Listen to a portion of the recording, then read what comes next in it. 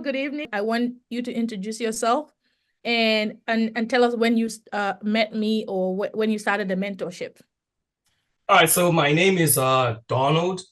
I currently stay in Texas, relocated from Indiana. I met Yamu on Bigger Pockets. Yeah. So I watched Yamu's Bigger Pockets interview. It was very intriguing. I looked her up on Instagram, started following Yamu, and quickly, and then from there, I registered for her classes. I was one of the members in batch 4.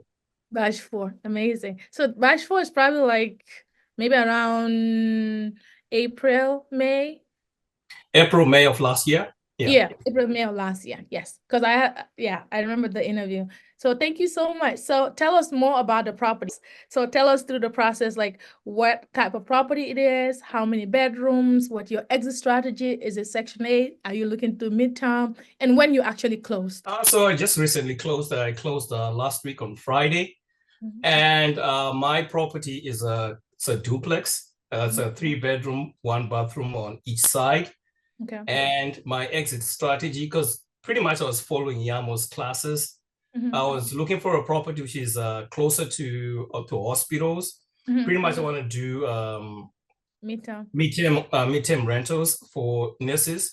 But the good thing is the property that I found is near a teaching hospital as well. So pretty much I do have a bigger, broad clientele as well. Clientele, yeah. Yes. So you can rent on Section 8, normal rental, and you can do midterm rental. That's a sweet spot. Like you cannot go wrong. Yeah, You can definitely. whatever. Yeah, especially in the peak season, you can rent it out short-term rental as well. That's really amazing. So how much did you buy the property for? Like how much was it listed and how much you got it for? What kind of financing you had? All right, so the property was listed for 145. Because the property was that good, people actually bid for the property. Yes. The highest bidder that was there was for 195. But pretty much I had to offer the offering price. So I put the offer price, the list price, that's the one that I put in. And then I put in something called an escalation clause. Yes. And then my escalation clause was up to 165.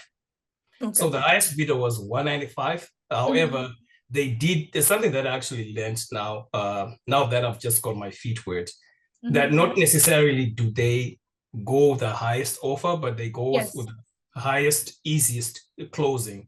Yes, so, because you probably don't have a lot of contingency, correct? That's correct. Yes. So I had a conventional financing, and the other 2 guys that were bidding higher than me, actually the FHA. So the realtor said, okay, we'll actually go with the conventional finances. So something that I actually learned, I was like, okay, wow, this is interesting. So we managed to get our offer accepted at 165. And then after some negotiations, because pretty much Yamu told us how to negotiate, they ended up allowing us at 157. Wow. So the type of financing that I had was a conventional, of course, and they wanted 20% down. I still remember when we were in class, Yam explained that at times you can get lenders that are willing to do 20% down on an investor property, but most lenders, which if they are conventional lenders, like your Fannie Mae's, they're going to do 25%. Yes. So pretty much how I got this lender, I went through I was going through the classes that we did. There's a time when you say that you can actually use an agent. Yes. So what I learned about that is when you do use an agent, they try and look for the best lender based on what you have. Yes. So they got me the best lender, well, considering I got an 8.5%, which is very amazing. Yes. But one thing as well that I learned is you actually have to pay the lender out of pocket. That one I wasn't aware, because I actually thought that the lender is the one that's going to pay the agent. So pretty much I had to pay the lender, the agent out of pocket, but pretty much it was worth it. It was worth it. Well, this is a real definition of what's yours is gonna be yours always. Because even though there are people that bid higher, up to 30,000 more or 40,000 more, Yes. you still get to have it because it was destined for you. And a duplex at that price rate in Dallas, close to that hospital, that close, a teaching hospital, it's a no-brainer. I can't even wait. What are the rents going for in that area? Like normal rents? So the normal rents, if you're renting out for long term, it's Mhm. 1,200 Mhm. beside. So pretty Mhm. much I put the numbers that'll be like 2.4. Mhm. However, that's not the strategy that I wanted, but Yeah. pretty much it still worked because because the type of loan that I do have is a DSCR loan. So Mm. pretty much they did the work for me because Yeah. I submitted a lot of properties. They told me, Donald, this one doesn't work. This For one, some this one. properties, I actually thought, oh, they actually work. And I was so excited, told my wife, this works. But they actually do the legwork for you. They tell you, okay, we don't think this works. They do the Yeah. market research for you. This Mhm. doesn't work.